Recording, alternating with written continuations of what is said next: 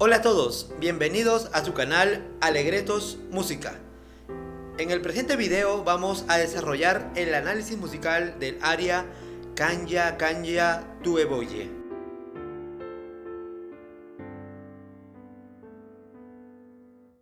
Para entrar en contexto, nos tenemos que ubicar en la época barroca, para ser específicos en el barroco temprano, que se desarrolló entre los años 1580 y 1630 aproximadamente.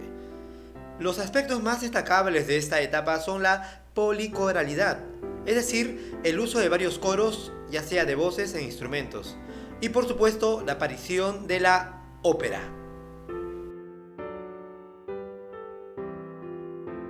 Iniciando ya el análisis, es importante señalar que el autor de la presente obra es Giovanni Battista Fazzolo. Está en la tonalidad Do mayor en un compás de 2/4. Es un aria como género musical, con tempo moderato, 60 bps por minutos. A continuación pasaremos a analizar cómo se desarrolla la dinámica de la obra, teniendo en cuenta que en la presente obra vamos a notar intensidades fijas como el piano, el mezzoforte, el forte, intensidades variables como el crescendo y el decrescendo. También las articulaciones influyen en la dinámica interpretativa. Tenemos el legato, el tenuto y el acento. El aria empieza en una intensidad moderada mezzoforte. Luego pasa a una intensidad variable crescendo y decrescendo. Luego vuelve a repetir la misma dinámica de intensidad.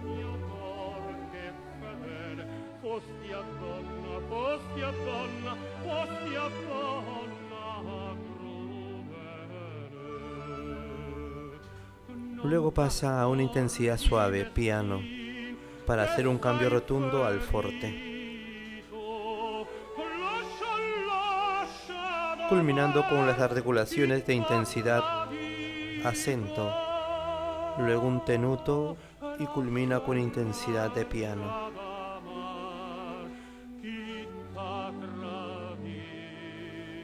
En su segunda parte, el aria vuelve a repetir el mismo esquema en la dinámica.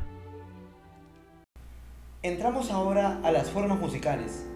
Analizaremos ahora el motivo, que es la unidad de elaboración musical más pequeña dentro de una composición. Canja, canja, tue voye, o mio cor che fedele. En esta pequeña interpretación hemos escuchado el motivo de esta obra, que es la célula rítmica que caracteriza esta composición. El motivo de nuestra aria es acéfalo, es decir, que inicia en el tiempo inmediato después del primero. Así lo hemos puesto en esta imagen de transcripción rítmica. Hemos encerrado en un cuadro rojo el primer tiempo. Posterior a él empieza nuestro motivo. En nuestra obra este motivo se repite constantemente. Aquí le dejamos dos ejemplos de algunos que hemos encontrado. Hablemos ahora del tema. Un aria es la sección vocal donde los protagonistas expresaban sus sentimientos o comentaban elementos de la trama. Por tanto, en estas partes la acción dramática se quedaba detenida, dando pie a los cantantes a mostrar sus dotes vocales. Las arias de las primeras óperas, como lo es la que estamos analizando en este momento, eran de hecho una curiosa y experimental mezcla entre la melodía, recitativo y elementos decorativos y virtuosismos vocales.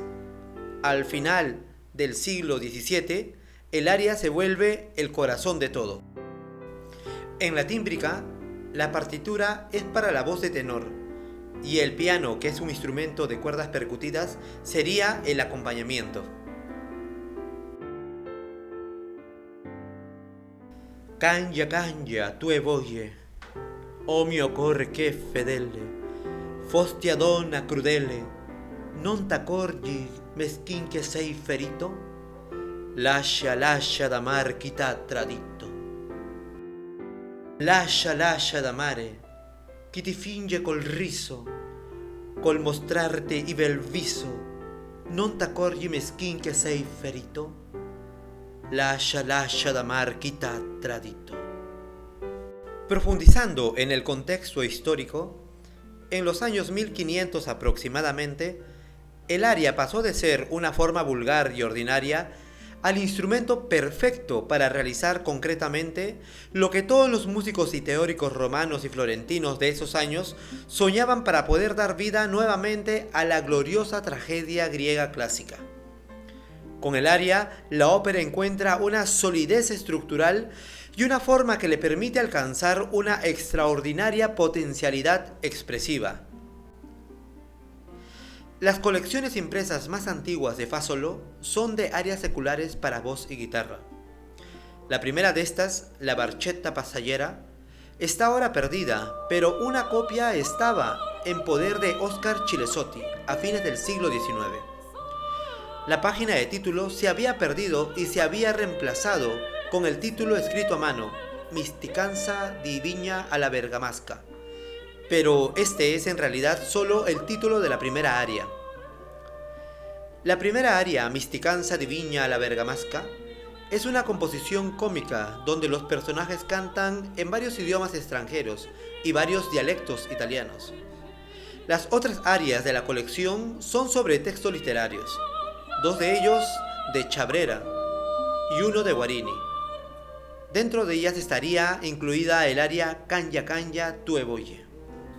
Ahora hablaremos acerca de la vida de Giovanni Battista Fa solo, italiano, fraile franciscano, organista y compositor.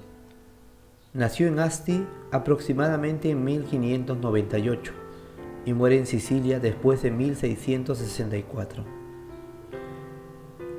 Siendo fraile franciscano, se trasladó al sur de Italia, siendo aún joven. Puede haber estado en Roma entre 1627 y 1629. Se publicaron allí dos de sus colecciones diarias durante este periodo. Pasando algún tiempo, posiblemente en Nápoles, regresó a Roma en 1647, cuando fue nombrado entre los pulsatores organorum que acompañaban el trabajo del capítulo general. En 1648 y 1649 fue allí Magister Musices, maestro de música del convento de Santi Apostoli, pero entre 1649 y 1652 se había trasladado a Sicilia, donde obtuvo el puesto de maestro di capella del arzobispado de Monreale, cerca de Palermo, desde 1659 hasta 1664. Después de su nombramiento como maestro de capilla, Fa solo siguió disfrutando de la estimación y consideración de la nobleza. Las arie spirituale e morali, impresas en 1659, de las cuales Fa solo también escribió el texto, le fueron encomendadas por don Rodorico Zapata y Cardines, marqués de Santo Floro. De Fa solo no se tienen noticias posteriores al año 1664. La producción de Fa solo comprende al menos 9 números de opus, de los cuales solo 3 han llegado hasta nosotros, sin incluir las composiciones en colecciones. Entre ellas, el Annuale para órgano sin duda reviste una particular importancia, ya que es un testimonio de la práctica de la ejecución de la música religiosa en el siglo XVII, tanto desde el punto de vista instrumental como desde el litúrgico ejecutivo. Sobrevive música sacra y secular de Fa solo.